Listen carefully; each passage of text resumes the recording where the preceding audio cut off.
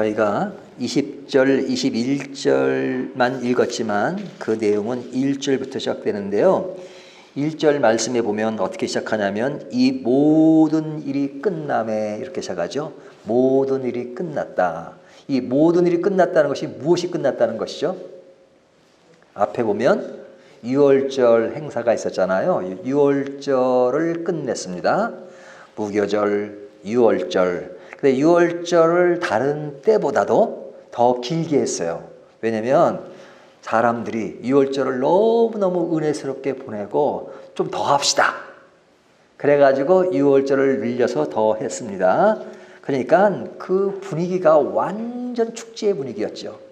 뭐 예배를 드려도 그냥 억지로 예배를 드리는 그런 것이 아니고 정말로 교우들과 모든 사람이 한 마음이 돼서 하나님 찬양과 기쁨과 감사함으로 예배 드리는 것처럼 지금 유다 땅에서 벌어지고 있는 이 유월절, 그동안 유월절을 드리지 못하고 있다가 드려지는 이 유월절이 한의와 기쁨과 즐거움 속에서 이루어지고 있단 말이죠. 근데 이제 오늘 본문은 그런 아주 기쁘고 즐거운 유월절이 끝나고 그러죠. 끝나고 나면 끝난 후에는 그 안에 끝나기 전에 가졌던 그 분위기 그런 것들을 조금 지나면 잊게 되죠. 그리고 그 분위기가 사라질 때가 많습니다. 요즘은 덜한데 저희 때는 어렸을 때 중고등부 수양회 또 청년부 수양회 가잖아요. 그러면 참 그때는요.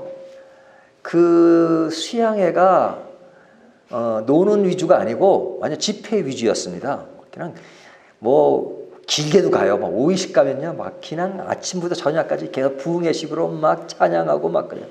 그러면 그 중고등부 아이들을 데리고 제가 전사 때 데려가잖아요. 그러면 애들이요 평상시에는 막 까불고 뭐 까부는 게 나쁜 건 아니지만 하여튼 이렇게 좀 말썽 피고 그런 애들이 그런 수양회를 가면요 막 그냥 거기서 그냥 막 기도하고 열심히 하고 올 때 되면 다 그냥 다 목이 쉬어가지고 와요. 그러면 전 담임 목사님이 좋아하죠. 그런 아이들이 이렇게 막 그 수양회 갔다 온 첫 주에 보면 애들이요 완전 목이 쉬고요 다 은혜스럽고 또 간증도 하면요 막 은혜가 넘쳐요. 은혜가 넘쳐요. 그러면 우리 부모들이 요번에 그냥 우리 아이들 뭐 수련회 가가지고 이렇게 변했다는 둥 뭐 그러잖아요. 근데 한 달 딱 지나면요 한 달도 안 가. 똑같아.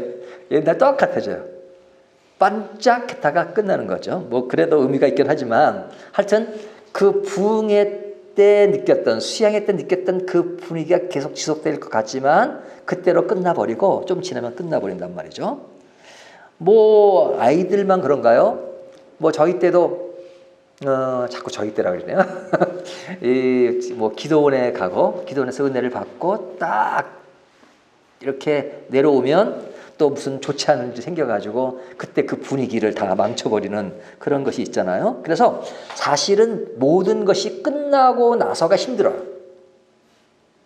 진행상에 있을 때는 괜찮은데 그것이 끝나고 나면 그 좋은 것을 유지한다는 것이 굉장히 힘듭니다. 근데 오늘 본문은 이 모든 일이 끝나매라는 말 속에서 뒤에 이어지는 것이 너무 우리에게 은혜스럽게 다가오는 부분이 있단 말이죠. 그것이 뭐냐면 끝나고 난 이후에 이루어지는 일들이 너무 잘 되고 있다는 거죠. 신앙 안에서 너무너무 잘 되고 있다는 것이죠. 그러면 잘 되는 일이 뭐냐? 처음에 이야기하는 것은 이스라엘 사람들을 이야기합니다. 이 유다가 중심이 되어서 지금 예루살렘에서 유월절 행사를 했잖아요. 유월절은 항상 어쩌면 예루살렘에서 하거든요. 왜? 성전이 예루살렘에 있기 때문에. 그런데 남북이 갈렸어요. 북이스라엘은 지금 아수르에게 망한 상태입니다.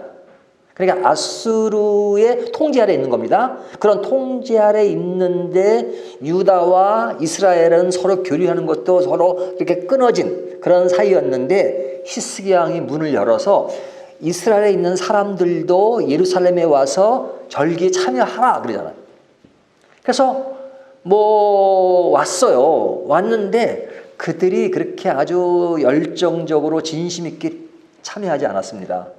많은 사람들이. 그들이 모인 것은 소수지만 그 소수 중에 많은 사람들은 아주 그 속에서 그냥 형적으로 그런 기쁨 속에 들이긴 했지만 뭐 좀 좀 진실이 결여된 그런 것이 있었단 말이죠. 그랬을 때 히스기야 왕이 그들로서 기도하잖아요. 하나님, 그들이 제대로 하지 못하는 것을 용서해 주십시오.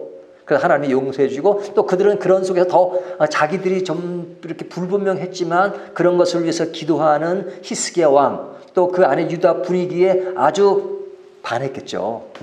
그래서 그들이 변화되었다는 말을 하진 않지만 사실 오늘 본문에 보면 변화되어진 것을 보여주잖아요. 이 사람들이 자기 땅에 돌아가서 뭘 했습니까? 우상을 쳐부시잖아요. 지금 아수르의 집에 있는 북이스라엘은 뭐 우상성이죠. 그런데 그들이 유월절 행사에 참여하고 자기 땅에 돌아가서 그 우상을 부수고 하는 것, 이걸 보면 그들에게 상당한 변화가 있었다는 것이죠. 그래서 1절, 2절 보면 그들에게 변화가 있다는 것을 이야기합니다. 언제? 유월절이 끝난 후에, 그러죠? 그러니까 이걸 보면 우리의 신앙도 그 진짜는 어디서 알아볼 수 있느냐. 사실은 예배당 안에서 신앙생활 잘하는 것은요, 좋은 거죠. 하지만 그것이 진짜냐 가짜를 분별하는 시금석은 될 수 없어요. 진짜 신앙이 좋은 사람은요, 교회 밖에서 신앙생활을 잘하는 사람이 잘하는 겁니다. 교회는 기본적인 분위기가 있고 질서가 있기 때문에 다 그럴싸하게 표시가 잘 안 나요. 잘하는 사람이나 못하는 사람이나 그렇게 표시가 잘 안 난다고요. 다 잘하는 것 같아요. 그렇죠? 교회 와가지고 막 그냥 뭐 엉망으로 하는 사람이 많겠어요. 뭐 간혹 그런 사람도 있긴 하지만 바깥에 나가서 그리스도인으로서 그리스도의 삶의 아름다움을 얼마나 펼치고 사느냐. 나의 직장과 나의 학교와 내가 생활하는 그 터전에서 믿지 않는 사람과 함께 어우러지면서 생활하는 곳에서 나의 믿음의 아름다움을 보이는 것은 쉽지 않죠. 근데 그때 진정한 신앙의 가치를 보인다면 그것이야말로 진짜죠. 그래서 끝난 후에가 중요한 겁니다. 예배 드릴 때 이 상황도 중요하지만 예배가 끝난 후에 밖에 나가서의 모습이 더 중요하단 말이죠. 왜? 그것이 진짜냐 가짜냐를 평가할 수 있는 기준이 되기 때문에. 그런데 오늘 본문이 보여주는 스타트가 이들이 끝난 후에 그들이 보여주는 그 모습을 아름답게 표현하고 있는 겁니다. 자, 그러면 끝난 후에 이스라엘 사람들이 올라가서 했던 이야기도 하면서 2절에 보면 누구 이야기를 하고 있냐면 제사장 이야기를 하고 있습니다. 2절 보세요. 히스기야가 제사장들과 레위 사람들의 반열을 정하고 그들의 반열에 따라 각각 그들의 직임을 행하게 하되 곧 제사장들과 레위 사람들에게 번제와 화목제를 드리며 여호와의 휘장문에서 섬기며 감사하며 찬송하게 하고, 그렇죠? 그러니까 여기에 제사장들과 레위 사람들이 그 반열에 의해서 직임을 행했다 하는 것, 이것이 뭐가 대단하냐? 당연히 그들이 해야 될 일이 아닌가라고 생각할런지 모르지만 지금 6월절이 그동안 중단됐잖아요. 중단되었다는 얘기는 이들이 제사장이 없었다는 건 아닙니다. 그것이 6월절 행사가 진행돼도 제사장은 여전히 있었죠. 레위 지파는 그대로 있는 것이니까. 하지만 그 역할을 제대로 못했죠. 왜? 6월절 행사가 없고, 6월절 행사가 없었다는 이야기는 뭐냐면 뭐 제사가 있긴 하겠지만 그런 것들이 그냥 잘 이루지 않았다는 얘기예요. 모든 것이 그렇게 어떤 신앙적인 양상으로 흘러가지 않았다는 겁니다. 그들은 있었지만 제 역할을 제대로 못했지만 그 6월절이 끝나고 또 6월절을 준비하는 과정 속에서 이루어진 그 모든 일들이 그런 것들을 아름답게 지금 진행되고 있다는 거죠. 그 모든 직임을 질서 있게 행하는 것을 볼 수 있습니다. 그런데 그들이 제사장의 위치가 어떤 것이었다, 제사장의 뭐가 있다, 그들의 뭐 수준은 이런 얘기하지 않죠. 그들이 하는 일이 무엇이었느냐 하는 이야기를 하잖아요. 그렇다면 이 말씀을 오늘날 적용한다면 우리들의 직분이나 이런 것은 사실은 어떤 일을 하느냐에 초점이 있는 겁니다. 우리가 직분을 맡은 것 무엇이에요? 하나님의 일을 어떻게 하느냐에 달린 것이죠.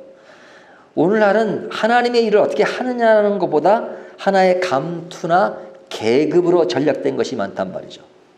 그래서 교회 직분도 계급으로 생각하는 사람들이 많아요. 교회 직분을 보면 항존직이 있죠. 그냥 한번 받으면 계속 지속이 됩니다. 항존직이에요.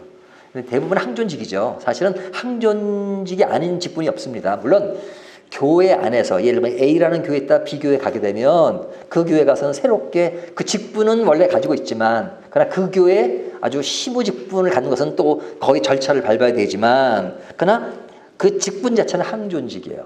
항존직이 아닌 직분이 없습니다. 근데 이제 우리나라에서 항존직을 하다 보면 좀 복잡하니까 조금 좀 변수를 뒀어요. 그것이 뭐냐면 서리집사 제도예요. 서리집사. 원래 서리집사라는 것은 없었어요. 다른 나라에는 서리집사라는 게 없어요. 우리나라는 사람들 잘 만들잖아요. 교회 내에서도 서리집사. 서리집사는 원래 집사는 안수집사가 집사죠. 그러니까 안수란 말도 그냥 집사면 안수집사인 거죠. 그런데 1년마다 서리집사 제도를 만들어가지고 1년마다 임명을 해요. 그래서 서리집사는 항존직이 아니에요. 1년에 한 번씩 임명을 해요. 그래가지고 이분들이 1년 동안 잘 하지 못하거나 신앙생활 잘하면 그냥 그 다음 해는 그 직분을 주지 않습니다.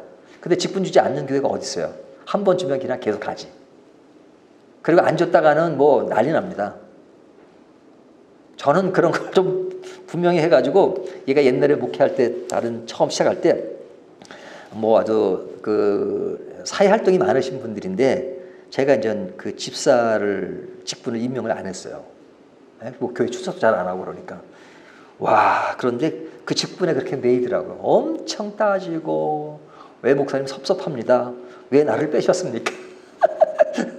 그러니까 우리가 이 직분을 하나의 감투로 생각하는 성향이 많아요.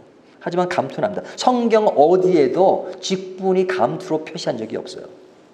직분은 사실은 세상 사람들이 보면 뭐 별거 아닙니다. 목사도 별거 아닌데요. 세상 사람들은. 하지만 하나님이 주신 직분은 귀한 거죠. 세상 사람들은 어떻게 생각하든 우리가 받은 직분, 어떤 직분이든 간에 귀한 겁니다. 그리고 하나님의 일을 위해서 일을 하도록 주신 것이니까 우리가 직분에 대해서 가볍게 생각할 것이 아니라 진짜 귀하게 생각해야 합니다. 하나님이 주신 직분. 내가 무슨 집사, 장로, 권사 이것이 아니더라도 내가 맡은 역할, 뭐 여러 가지 일들이 많잖아요. 교회 안에서 이루어지는 일들. 뭐 어떤 부장이라든지 모든 일들이 다 귀한 거예요. 하나님의 나라를 위해서 제대로 하는 것. 히스기야 시대 때 아름다운 것은 유월절 행사가 끝나고 나서 그들이 행했던 것들이 자기들이 맡은 그 직분들을 잘 할 수 있도록 그 여건을 만들어주고 그리고 질서 있게 행하는 것들을 오늘 본문이 강조하고 있는 겁니다. 그러니까 우리에게 주어진 직분이 얼마나 중요한가. 그래서 그런 모든 것들을 생각하고 직분자를 임명하고 그리고 맡은 임명된 것을 신실하게 행하는 것, 이것이 굉장히 중요하다 하는 것을 오늘 본문이 보여주고 있습니다. 굉장히 아름다운 모습을 보여준단 말이죠. 근데 이제 오늘 본문이 몇 절까지 있죠? 21절까지 있잖아요. 이제 앞에 부분 몇 절까지는 그 이스라엘 사람들이 행했던 일들, 그리고 직분에 대한 이야기를 하고 나서 그 다음 3절부터 이어지는 이야기는 다 오늘날로 말하면 헌금에 관한 이야기입니다. 3절부터 21절까지는 헌금에 관한 이야기예요. 그 헌금에 대한 이야기를 3절은 어떻게 시작하냐면요.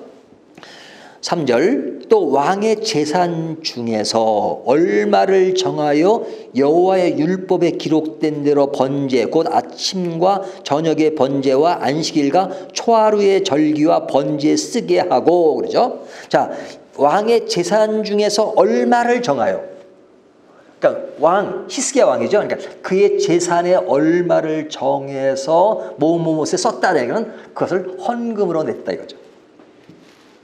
왕이, 그러니까 그 나라를 통치해 나가는 왕의 입장에서 백성들이요 당신들 헌금하시오 이 아니라 본인이 먼저 자기 재산의 일부를 헌금해서 그것이 제사 드리는 데 쓰도록 했다는 거예요.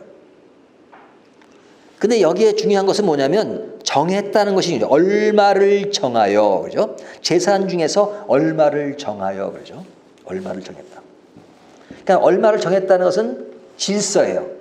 헌금의 질서, 헌금의 계획, 그리고 헌금이 하나님 나라의 일을 위해서 내 개인적인 생활과 교회가 행하는 그 일들을 위해서 내가 얼만큼 정해서 이 일이 행할 수 있도록 해야 되는가 하는 것을 보여주는 겁니다. 그래서 왕의 헌금에 대한 이야기를 하면서 그 다음에 이어지는 것은 뭐냐면 다 11조에 관한 이야기예요. 11조. 그래서 오늘 본문에 보면 11조라는 말이 계속 반복되잖아요. 5절을 보세요. 5절에 보면 제일 끝부분에 11조를 많이 가져왔으며 11조를 가져왔어요. 얼만큼? 많이 가져왔다. 많이. 이게 많이라는 말은 이게 10분의 1 이상이라는 얘기예요. 또 뒤에 보면 6절 보면 거기도 보면 드릴 성물의 11조를 가져왔으며 그것을 쌓아 여러 더미를 이루었는데 그러죠. 그 다음에 10절을 보면 여기는 예물, 백성이 예물을 여호와의 전에 드리기 시작함으로부터 우리가 만족하게 먹었으나 남은 것이 많으니 그러죠. 그 다음에 뒤에 보면 12절 성심으로 그 예물과 11조와 구별한 물건들을 갖다 두고 그러죠. 여기 11조란 말이 나오죠. 또 14절을 보면요. 레위 사람 임나의 아들 고레는 즐거이 하나님께 드리는 예물을 맡아 여호와께 드리는 것과 모든 지성물을 나눠주며 그러죠. 그러니까 지금 11조가 하는 얘기를 쭉 하고 있는 겁니다. 그러면 이 11조가 어디에 쓰였는가? 그 쓰임에 대한 얘기가 이제 14절부터 19절 쭉 나오는 거예요. 여기 14절부터 보면 11조는 뭐냐?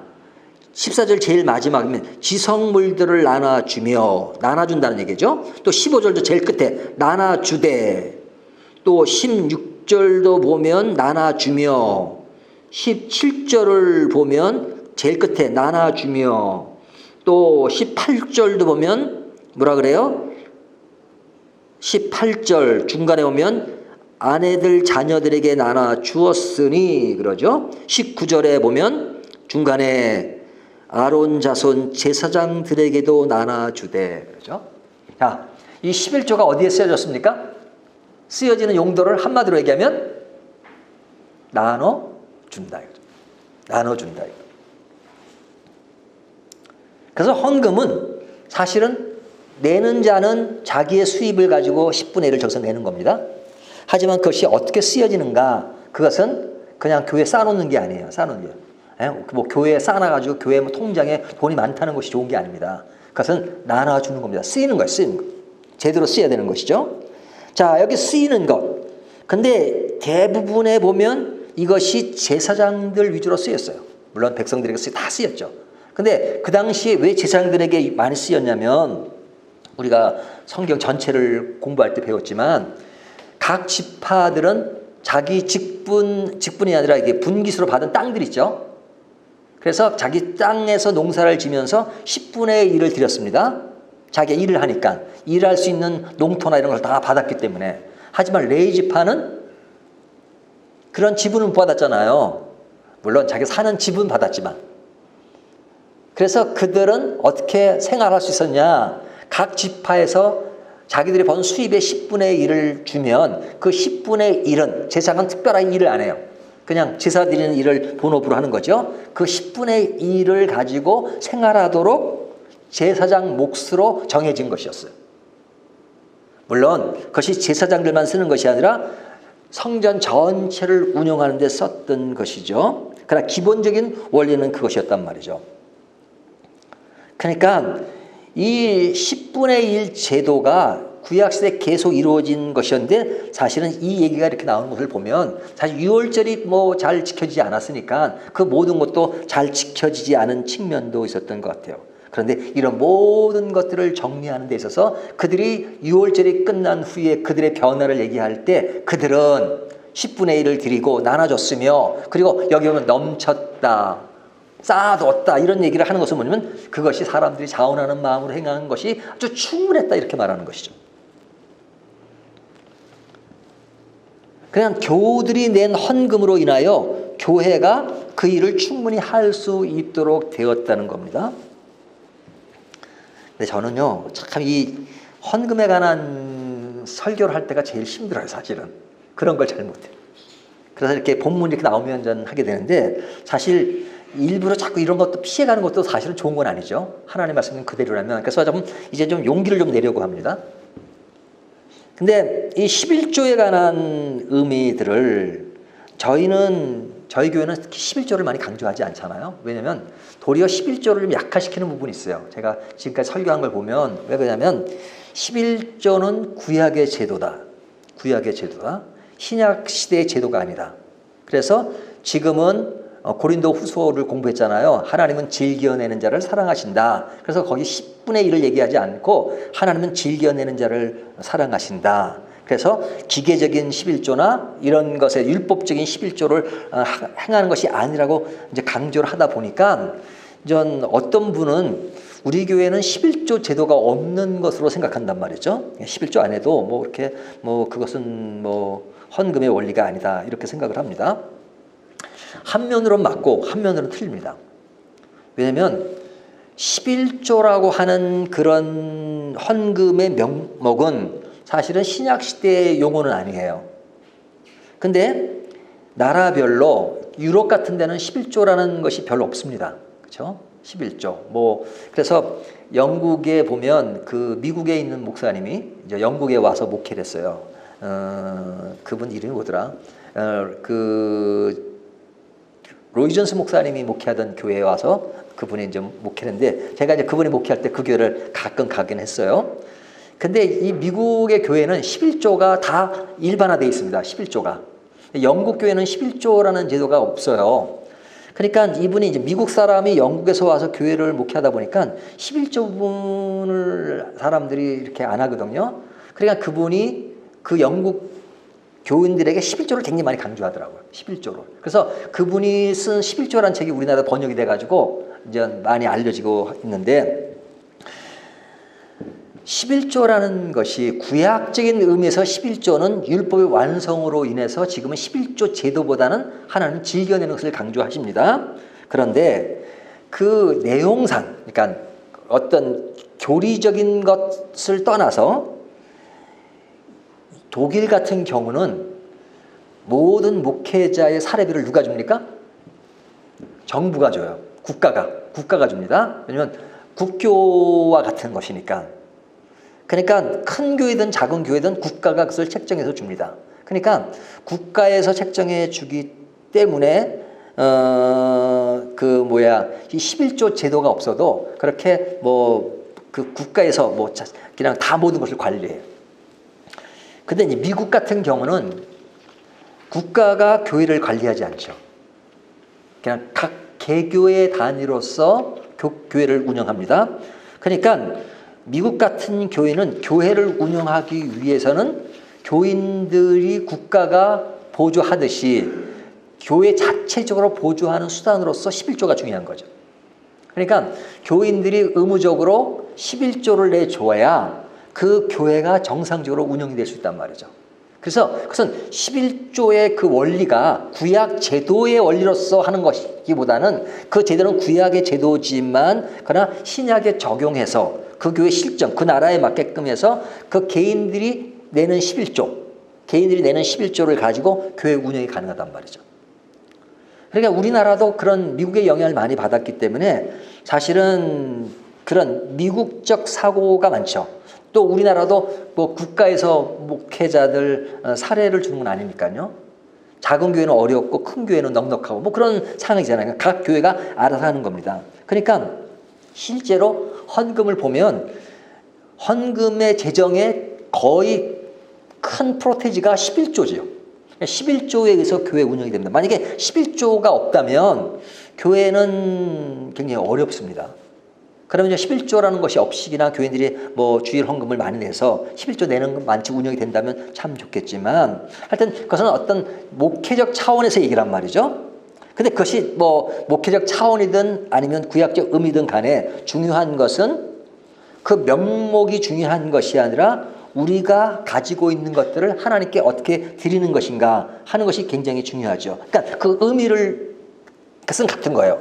구약 시대에 제사장 몫은 10분의 1을 드림으로써 그들이 생활하고 교회 성전을 운영하도록 했듯이 오늘날은 11조 제도라는 것을 꼭 받지 말하지 않더라도 교인들이 모여서 내는 헌금을 가지고 교회를 운영하고 교회가 충분히 할 수 있도록 내는 그 원리는 같단 말이죠. 꼭 10분의 1이라고 말하지 않아도.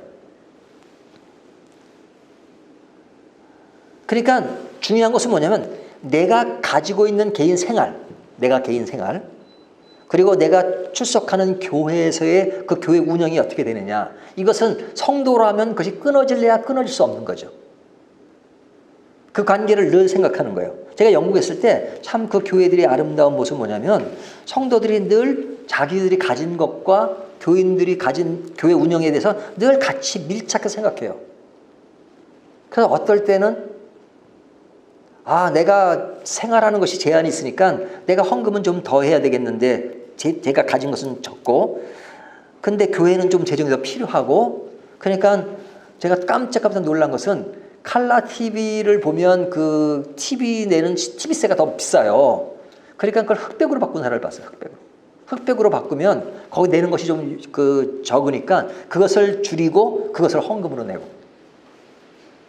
그만큼 개인 생활 가운데 내 개인 생활과 교회 생활을 굉장히 밀접하게 생각한단 말이죠. 이것이 당시의 율법의 그 11조가 가진 그런 의미였죠. 하나님과의 관계, 나와의 교회의 관계 이런 것이었잖아요. 그래서 사실은 11조라고 하는 것은 어찌 보면 구약에 나오는 그 율법의 폐지와 완성에 대한 얘기를 하지만 실제로 율법은 오늘날 어떤 은혜 속에서 완성된 것이지만 11조라든지 율법의 기준은 내가 기본 생활은 어떤 정도 해야 되는가 하는 하나의 그 측정할 수 있는 그 기준이 된단 말이죠. 그런 의미에서 율법이라고 하는 것은 최고의 가치가 아니라 최소의 가치를 부여하는 겁니다. 그래서 성경은 고린도 후서에 보면 하나님은 즐겨내는 자를 사랑하신다.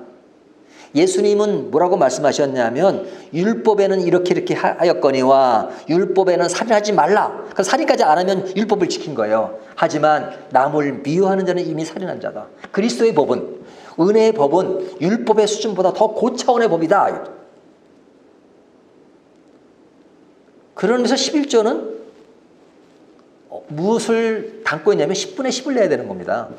그러니까 예수님이 원하시는 그 헌금에는 10분의 1 아니야. 10분의 10을 내야 된다는 거죠. 그럼 왜 구약시대는 10분의 1이었느냐? 10분의 1이라는 대표의 원리예요. 10분의 10을 내면 어떻게 먹고 살아요? 다 살 수 없죠. 그래서 대표의 원리인 거예요.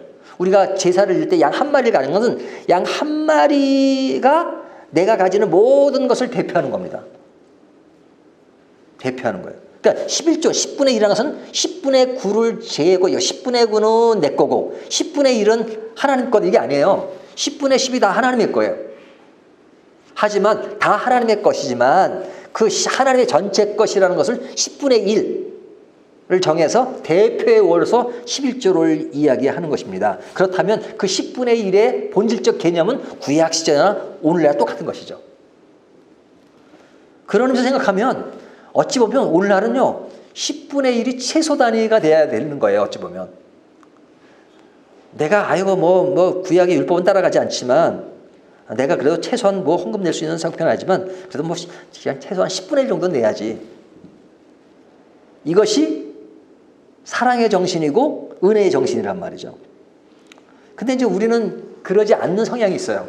그러니까 뭐 율법적인 11조가 아니라 그냥 뭐 은혜 속 하니까 뭐 못 내면 못 내고 그게 아니란 말이죠. 하나님의 나라가 어떻게 진행되느냐 하는 그런 수준. 그래서 저는 우리 교회가 목회를 하면서 헌금에 대한 강조를 하지 않습니다.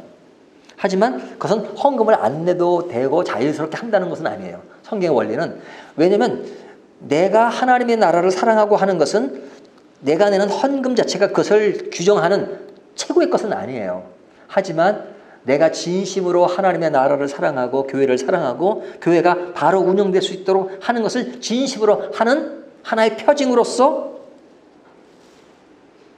내가 내는 헌금, 헌신 그런 것을 측정한단 말이죠. 그래서 우리가 역대하를 보면 그런 이야기를 말해요. 왜 지금 히스기야가 6월절을 끝나고 지금 어떤 재정에 대한 문제를 이렇게 길게 나열하느냐. 그것은 그들이 변화되었다는 것. 그 변화가 뭐로 증명할 수 있느냐. 마음의 변화, 생각의 변화 있죠. 하지만 그 변화가 결국은 어떻게 학증적으로 가시적으로 보여주느냐, 그들이 하나님께 드렸다는 거죠.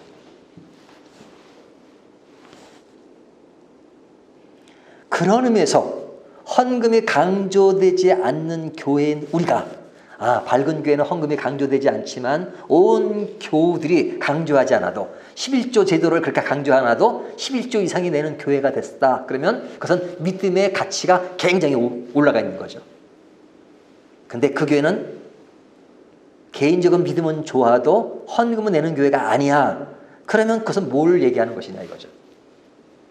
그래도 헌금만 안 할 뿐이지 밝은 교회는 믿음이 좋고 하나님의 나라 깊은 교제 속에 이루어지는 교회라고 말할 수는 없다 이거죠. 그런 의미에서 우리가 내 신앙의 문제와 정말로 내가 하나님을 사랑하고 하는데 나는 오직 헌금만 안 할 뿐이다 라는 것을 생각하면 안 돼요. 이제 우리 교회가 이제 아이들도 생겼잖아요. 이제 주일학교 애들도 이제 생기기 시작하고, 그러면 이제부터는 그 아이들 교육, 또 중고등부도 생기겠고, 또 청년부들도 마찬가지고, 이제는 그런 훈련들이 많이 필요한 것 같아요. 그런 훈련들이 많이 필요한 것 같아요. 우리가 하나님께 드리고, 그리고 하나님께서 그 헌금의 원리가 나눔의 원리가 있다는 것을 늘 배우는 것. 그래서 하나님의 교회가 잘 성장해 가고 완숙해 갈 수 있도록 그런 것들을 우리가 성경 말씀에서 배울 수 있는 것이 매우 매우 중요하죠. 오늘 본문은 사실은 히스기야 왕의 개혁 중에 한 부분으로 이야기하고 있습니다. 히스기야 왕의 이야기가 지금 32장까지 가잖아요. 굉장히 긴장을 할애하고 있는데 그의 개혁에 있어서 중요하게 다뤄진 것들 중에 하나가 헌금이라는 그 의미가 무엇인가 하는 것을 우리가 다시 한번 생각하면서 우리가 마음과 정성과 이 모든 것들이 합쳐서 하나님의 교회를 온전히 이루어 나갈 것인가 하는 것들을 한 번 더 생각해 보시기를 바랍니다.